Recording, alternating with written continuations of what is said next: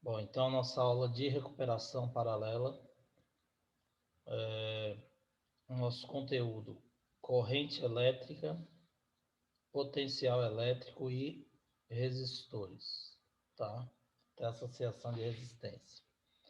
Então, corrente elétrica estuda as cargas elétricas em movimento. Toda vez que você tem um fluxo de carga, um movimento de carga dentro de um condutor, os elétrons passando de um átomo para o outro ou de um corpo para o outro dentro de um condutor, você tem o que se chama de corrente elétrica, tá? Então, a corrente elétrica, ela nada mais é do que o fluxo ordenado de cargas, tá? No interior de um condutor. E esse fluxo de cargas, ele ocorre por quê? Ele ocorre justamente por causa do potencial elétrico. Eu disse para vocês que as cargas na natureza, elas buscam o equilíbrio. Então, você tem uma carga negativa, tem um potencial elétrico baixo. Ela vai buscar sempre o local de maior potencial. Enquanto que a carga positiva, que tem um potencial alto, ela vai buscar o local que tenha menor potencial para poder equilibrar. Então, se você tem um pedaço de fio, somente o fio, e esse fio está aqui na minha mão, ele tem carga elétrica? Tem, tá? Existe corrente elétrica nesse fio? Não. Eu só vou conseguir estabelecer uma corrente elétrica nesse fio se eu ligar, por exemplo, cada pontinha dessa numa pilha. E aí, quando eu ligo cada ponta numa pilha, cada lado desse numa pilha, eu terei uma diferença de potencial. E essa diferença de potencial é que vai fazer os elétrons se movimentarem, os elétrons livres, dentro desse condutor.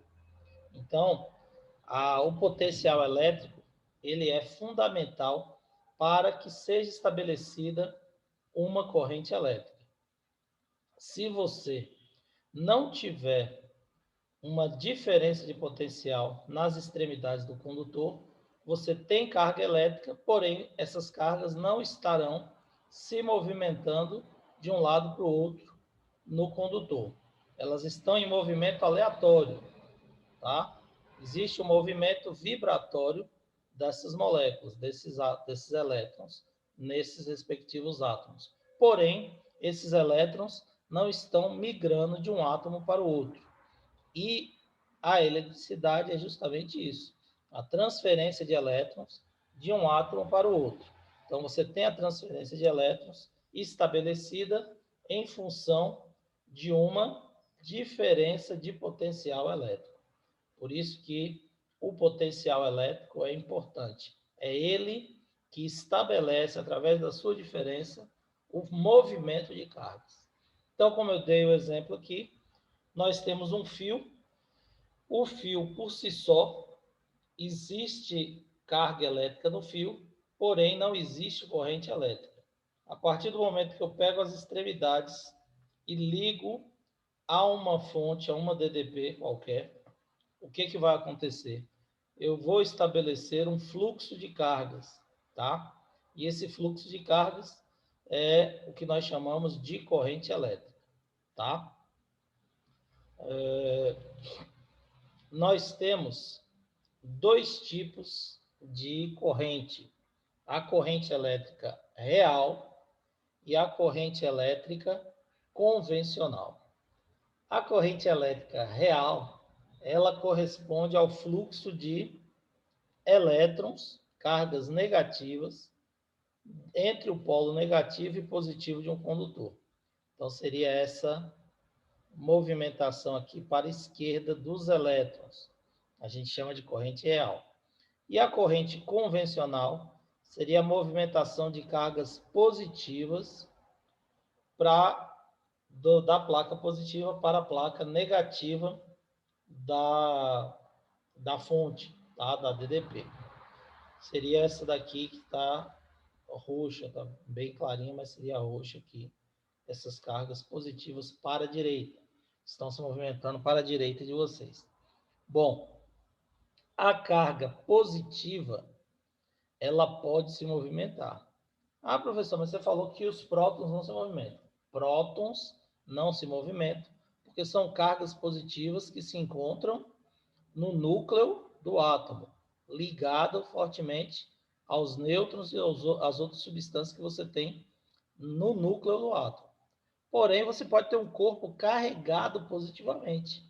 E se esse corpo está carregado positivamente, ele pode se movimentar. Então, você tem um fluxo convencional. O que não ocorre no condutor sólido.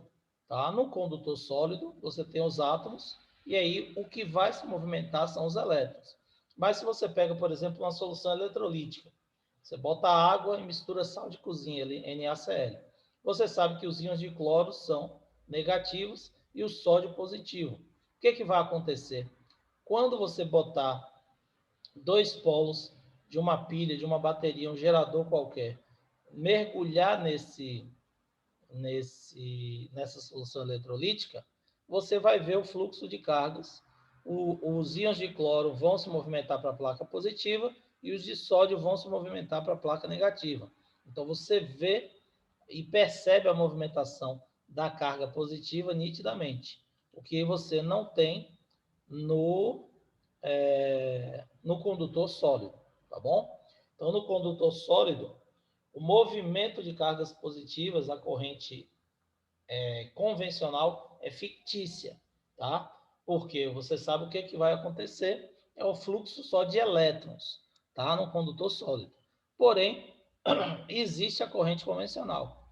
No ponto de quando você analisa no líquido e nos gases, você vê nitidamente a movimentação das cargas positivas. Não são dos prótons, são das cargas positivas.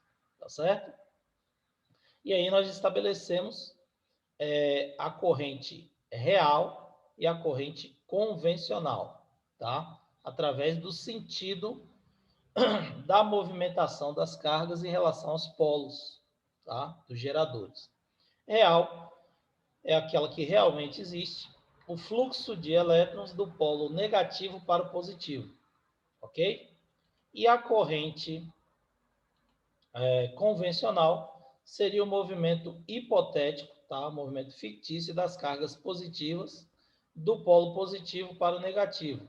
Ela não existe na realidade em um condutor sólido, um fio, como a gente está vendo. Porém, detalhe importante,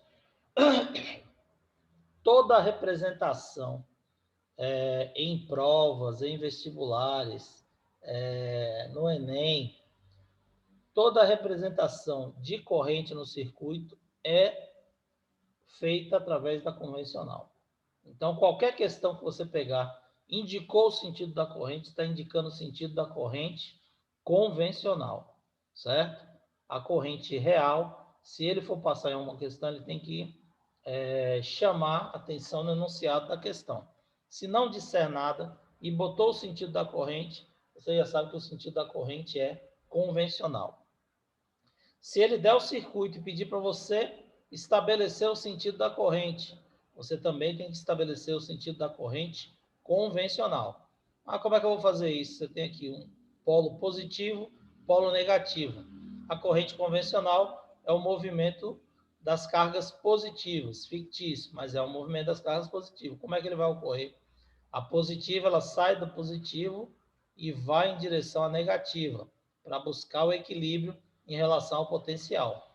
Então, sai do lugar de maior potencial, que é a placa positiva, percorre o circuito aqui, nesse caso, no sentido anti-horário, e vai para a placa negativa.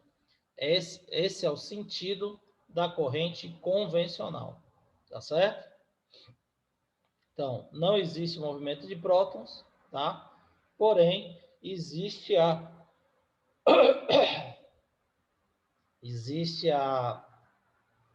movimentação de cargas positivas. Corpo carregado positivamente, ele pode se movimentar. e até mesmo em relação à convenção mesmo, em homenagem a quem realizou o estudo, que na época foi estudado aqui, Ampère estudou a corrente elétrica, não, Rutherford não tinha nem nascido, então a gente não tinha conhecimento da estrutura atômica atual, tá? E aí, por convenção, ele estabeleceu que, por exemplo, o fio que vem a corrente é o positivo. Se você chamar um eletricista e mandar testar a tomada de sua casa, ele vai colocar uma chavezinha teste, aqueles furinhos que tem na tomada, e aí aqui acender a chave ele vai falar, esse aqui é o positivo. Na realidade, esse polo que ele está chamando de positivo é o que vem a corrente elétrica, o que está vindo o fluxo de cargas negativas, tá bom? Mas, por convenção, a gente estuda até hoje a corrente convencional. E é cobrado também a corrente convencional, tá? Bom, intensidade da corrente. Então, a corrente elétrica é uma grandeza que mede a quantidade de carga que atravessa uma determinada área de um condutor. Isso seria a intensidade da corrente elétrica, ou corrente elétrica. Então, para a gente medir a intensidade da corrente elétrica, a gente determina uma área do condutor, que seria essa área S aqui, ó, esse corte transversal aqui, que está chamando de S no condutor. E aí a gente mede a quantidade de carga que vai atravessar, passar por essa área, tá? Por essa seção aqui do condutor, num determinado intervalo de tempo. Então, a intensidade da corrente, desculpa, ela pode ser calculada através da equação I é igual a ΔQ sobre ΔT, ou Q sobre T. Porque Q é a quantidade de carga elétrica e T é o intervalo de tempo. Quando você joga isso para o SI, quantidade de carga nós já estudamos. Quantidade de carga é determinada em Coulomb, né? É a unidade de quantidade de carga. E o tempo, a unidade de tempo no SI é segundos. Então, Coulomb dividido por segundo é uma unidade nova para vocês. Então, a intensidade da corrente elétrica foi denominada em homenagem ao francês que realizou esse estudo, Ampère, tá? Então, Coulomb por segundo é igual a ampere ou amperes, ampere, tanto faz, questão de pronúncia, tá? Essa é a unidade de corrente elétrica. Então, a corrente elétrica no condutor é de 10 amperes. Significa que passa 10 coulombs de carga por segundo. A intensidade da corrente no condutor é de 25 amperes. Passa 25 coulombs de carga em 1 segundo pelo condutor, quando ele está ligado na DDP, para estabelecer esse fluxo de cargas. Beleza? Bom, se a corrente tem intensidade igual a 1 ampere, porque eu acabei de falar do exemplo de 10, aqui está dando exemplo de 1, isso significa que passa por um ponto do condutor 6,25 vezes 10 a 18 elétrons, tá? Como é que ele fez esse cálculo do número de elétrons? Aí ele já jogou naquela primeira equação que nós estudamos, Q é igual a N vezes E. Então, Q é 1, tá? N é o número de elétrons e E é o quanto? 1,6 vezes 10 a menos 19.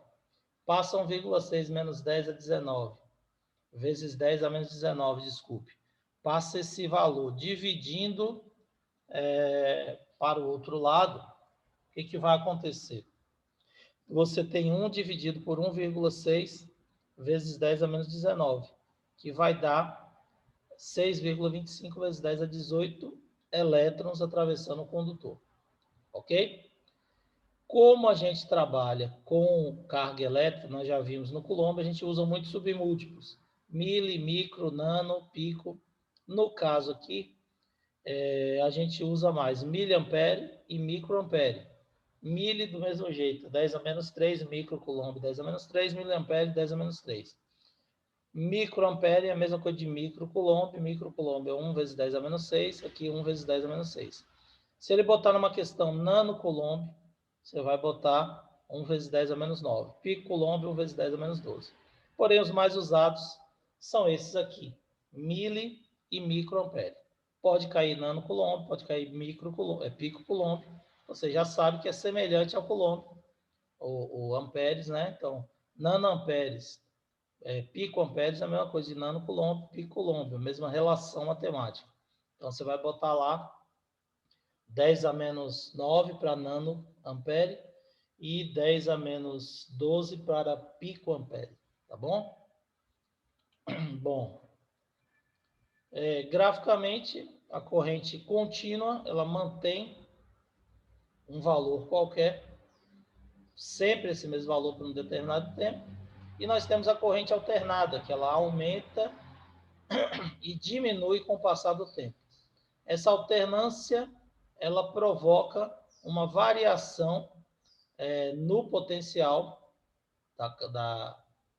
da fonte, tá? Ela é provocada através de uma variação do potencial da fonte, e essa variação faz com que a corrente percorra os dois sentidos do condutor, tá? Existe uma frequência, se a corrente for alternada, então a frequência de oscilação é a frequência do que ela passa de um sentido para o outro, tá? Então aqui, ó, ela passou, estava positivo, foi negativo, voltou, é um ciclo. Positivo, negativo, voltou outro ciclo.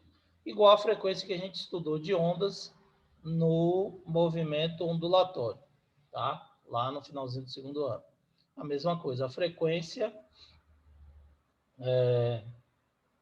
estabelecida por uma corrente alternada significa o número de ciclos, ou seja, o número de vezes que ela passa de um sentido para o outro e volta a alternar, ok?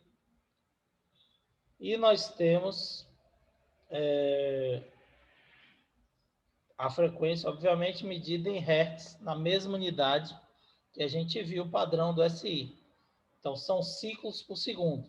Então, se eu digo que a frequência de alternância da corrente é de 5 Hz, significa o quê? Que ela dá 5 oscilações por segundo. Ou seja, ela passa do positivo para o negativo e volta 5 vezes. Ó. 1, 2, 3, 4, 5. Do positivo para o negativo, positivo para o negativo, positivo para o negativo, positivo para o negativo, positivo para o negativo. Certo? Bom, se a gente for analisar graficamente, que na fórmula I é igual a Q sobre T, ou ΔQ sobre ΔT. Se você pegar num gráfico e você for analisar o gráfico de intensidade da corrente pelo tempo, a área do gráfico sempre corresponde ao produto das grandezas que estão nos eixos desse gráfico, tá? Então, se você tem aqui a área desse gráfico corrente por intensidade da corrente, desculpe, pelo tempo.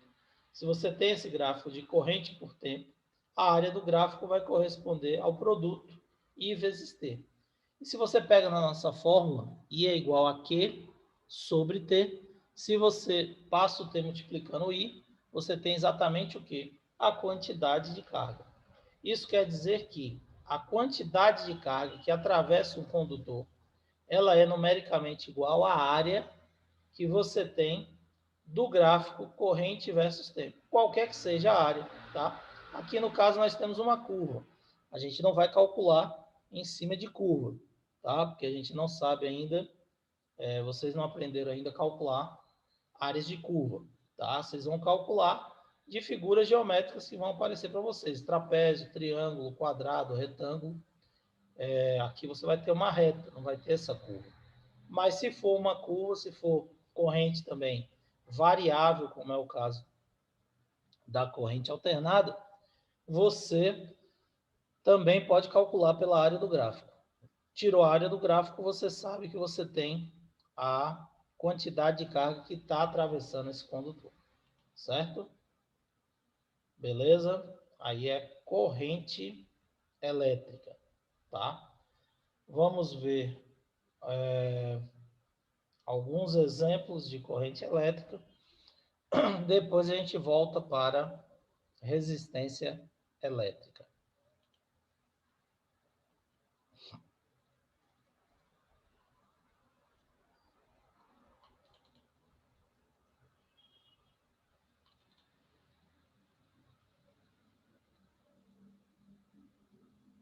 abrir aqui, aguardar um minutinho aí para abrir.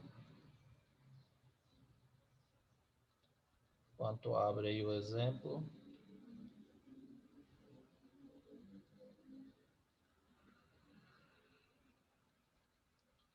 Pronto. Demorou um pouquinho, mas abriu. Então vamos lá. Deixa eu ver aqui qual é o problema.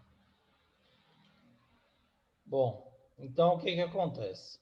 Eu separei aqui alguns exemplos de cálculos de corrente elétrica, para a gente fixar esse assunto aí da corrente elétrica, tá? Então, primeiro exemplo, você tem, calcule a intensidade da corrente elétrica de um condutor que é atravessado por uma quantidade de carga de 3,6 vezes 10 a 4 coulomb durante um intervalo de tempo de 4 minutos. Bom, vocês sabem que a intensidade da corrente é ΔQ sobre ΔT, ou Q sobre ΔT. Intensidade de corrente vai ser quantidade de carga. Qual é a quantidade de carga? 3,6 vezes 10 a 4 coulomb, dividido pelo intervalo de tempo. O intervalo de tempo foi de 4 minutos. No entanto, nós não podemos colocar o tempo em minutos, porque para achar a corrente em ampere, tem que estar coulomb por segundo, que é a unidade padrão no SI. Então, nós temos que transformar 4 minutos em segundo. Você sabe que cada minuto são 60 segundos, 60 vezes 4, 240 segundos. Então, nós temos que a intensidade da corrente vai ser 3,6 vezes 10 a 4 dividido por 240, tá? Então, esse daqui vai dar 36.000 dividido por 240. 36.000 dividido por 240, você tem aí 150 amperes de intensidade de corrente. Portanto, a resposta correta é a letra D, tá? Segundo exemplo,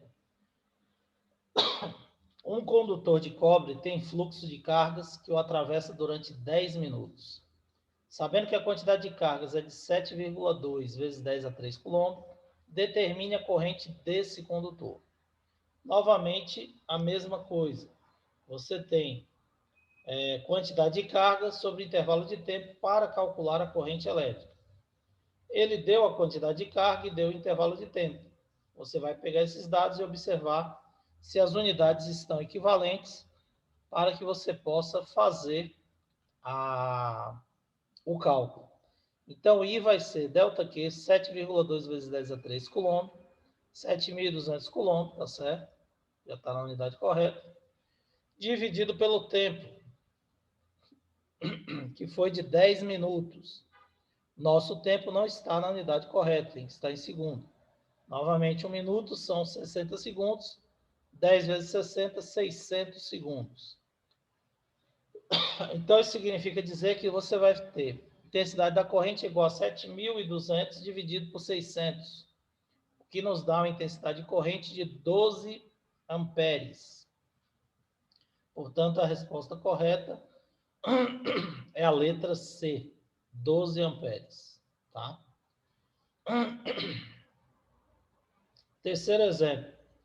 Um fio elétrico apresenta um fluxo de carga de 3.000 microcoulomb. Mili, desculpe. O M normal é mili, tá? Micro é aquele mi grego. Então, nós temos uma quantidade de carga de 3.000 milicoulomb. Durante um intervalo de tempo de 3 segundos, determine a intensidade da corrente. Novamente, I aqui sobre T. Quantidade de carga, 3.000 milicoulomb, mas tem que estar em coulomb. Então, milicoulomb, eu disse para vocês que é 10 a menos 3. Então, 3.000 vezes 10 a menos 3 coulomb. 10 a menos 3 é a mesma coisa de dividir por 1.000. 3.000 dividido por 1.000 dá 3. 3 dividido pelo tempo que já está em segundo, 3 segundos. 3 dividido por 3, 1 ampere é a intensidade da corrente nesse fio elétrico. Portanto, a resposta correta é a letra A. Tá? Quarto exemplo. Qual a quantidade de carga que passa por um condutor elétrico que está submetido a uma corrente de 60 amperes durante um intervalo de tempo de 1 minuto e 40 segundos? Então, agora, ele pediu para calcular a quantidade de carga, deu a corrente e deu o intervalo de tempo. Então, você vai mudar, inverter a fórmula. ΔQ vai ser igual a I vezes ΔT, como eu disse lá no gráfico para vocês. Então, a quantidade de carga vai ser a corrente vezes o intervalo de tempo. Qual é a corrente elétrica? 60 amperes, já está na unidade correta. Então, você bota aqui 60 amperes. E o intervalo de tempo? 1 minuto e 40 segundos. Tem que estar em segundos. 1 minuto é 60 segundos, mais 40, 100 segundos. 60 vezes 100, você tem uma quantidade de carga de 6.000 coulomb. Portanto, a resposta correta, letra E, 6.000 coulomb de carga é que passa pelo condutor, tá? Durante esse intervalo de tempo. Beleza? Bom, quinto exemplo. Determine o tempo necessário para que passe num condutor elétrico uma quantidade de carga de 4.500 coulomb, sabendo que ele está submetido a uma corrente elétrica de 15 amperes. Então, o que acontece? Você tem agora que calcular o tempo. Você novamente vai inverter a fórmula. Se I é Q sobre T, T é igual a Q sobre I. Então, intervalo de tempo vai ser ΔQ sobre I. Quantidade de carga pela corrente elétrica. Então, o tempo vai ser, qual a quantidade de carga? 4.500 coulomb, já está na unidade correta. Dividido pela intensidade da corrente, que é 15 amperes, também já está na unidade correta. 4.500 dividido por 15 nos dá um intervalo de tempo de 300. 300 o quê? Segundos. Por que segundos? Porque você está calculando no SI. Você está pegando coulomb, ampere, obviamente o tempo está em segundos. 300 segundos são quantos minutos? Você sabe que 1 minuto são 60, então você divide por 60. Você acha 5 minutos é o intervalo de tempo, portanto, a resposta correta é a letra E, tá? Então, tomem cuidado que às vezes ele dá na resposta 200 segundos, 150 segundos, 1 minuto, sei lá, 250 segundos e 5 minutos. E aí você pode confundir na hora de marcar, que tem as respostas em segundos e em minutos, e aí você fica meio perdido. Então, transformem para verificar se as alternativas estão corretas. Qual das alternativas vai estar correta, ok? Bom, sexta questão, sexto exemplo. Calcule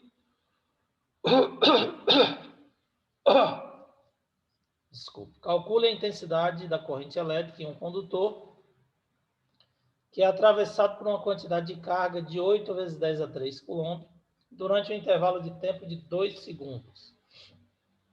Então, novamente, quantidade de carga, nós iremos calcular.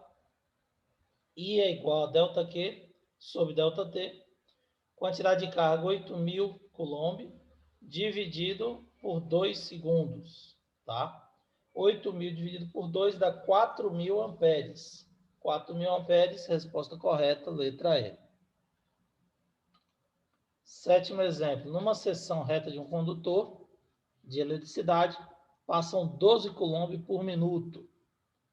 Nesse condutor, qual a intensidade da corrente elétrica em amperes? Então, I é igual a Q sobre ΔT, 12 dividido por 60, porque 1 minuto são 60 segundos, 0,2 amperes.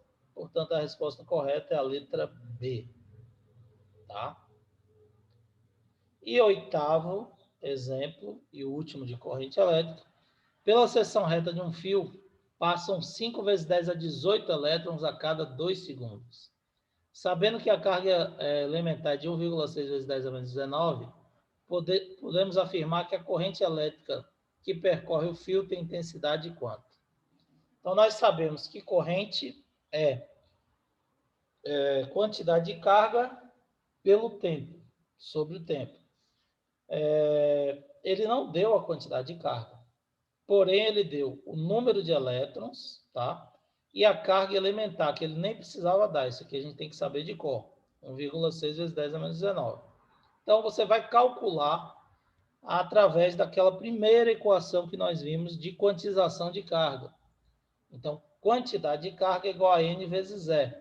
Você tem 5 vezes 10 é 18 elétrons, que é o número de elétrons, vezes o quanto, que é a carga elementar, 1,6 vezes 10 a menos 19. Então, isso daqui vai nos dar 8 vezes 10 a menos 1, ou 0,8 coulomb de carga.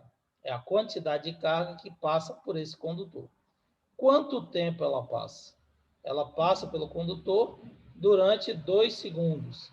Então, eu posso calcular a corrente. 8 vezes 10 a menos 1 dividido por 2, que nos dá 0,4 amperes. 4 vezes 10 a menos 1. Porém, a resposta está em miliamperes. Então, você vai pegar 0,4 amperes, ou 4 vezes 10 a menos 1, e transformar em miliamperes. Miliamperes é 10 a menos 3. 1 miliampere vale 10 a menos 3.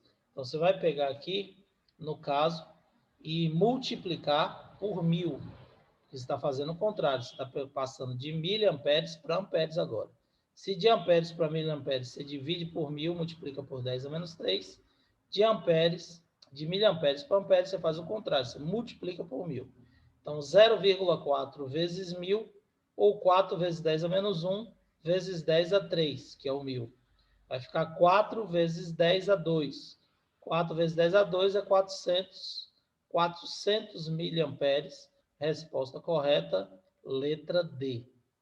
Tá certo? Então, letra D é a resposta correta desse exemplo aí. Ok? Bom, agora a gente vai voltar para falar de resistência elétrica, tá?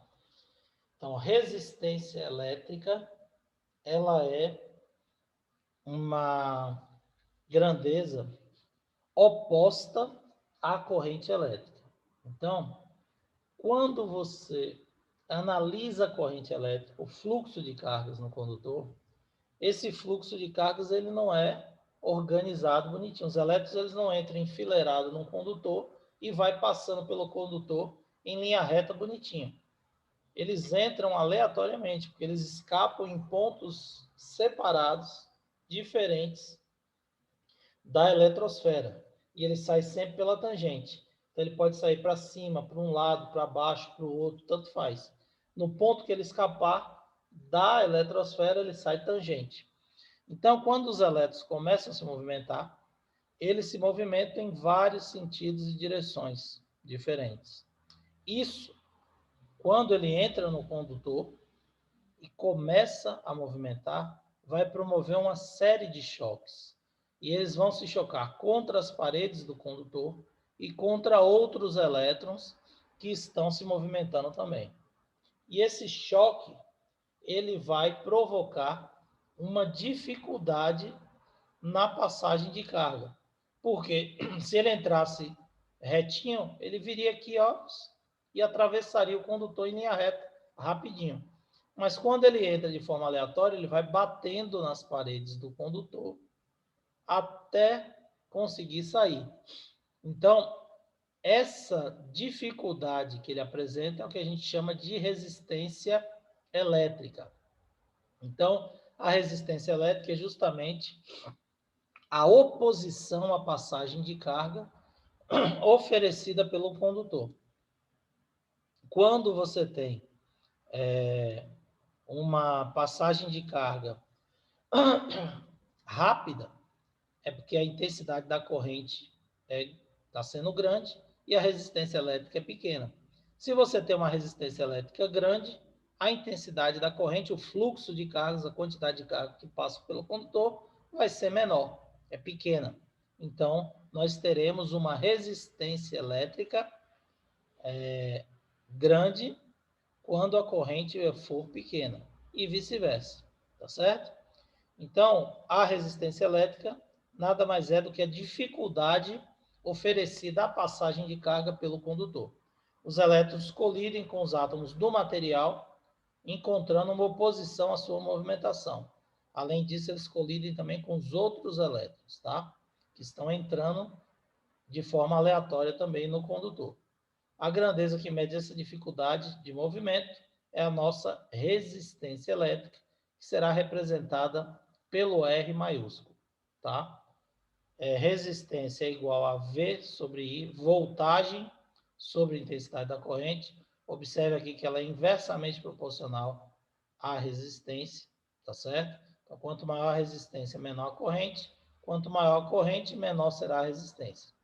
E a unidade vai ser voltagem, que é o nosso potencial elétrico, é medida em volts, e a corrente elétrica é medida em ampere. Volt por amperes é uma outra unidade nova, em homenagem ao alemão, cientista alemão que fez esse estudo. O sobrenome dele é Ohm. Você tem aqui Ohm sendo a unidade de resistência. Então, resistência elétrica é medida em Ohm, OHM, ou o ômega maiúsculo, a letra grega ômega, que é esse símbolo aqui, que parece uma ferradura. Beleza? Então, nosso tempo está acabando. Nós retornaremos 8h20 com a segunda aula da recuperação. Tá bom? E aí a gente vai continuar a explicação de resistência elétrica. Valeu, obrigado.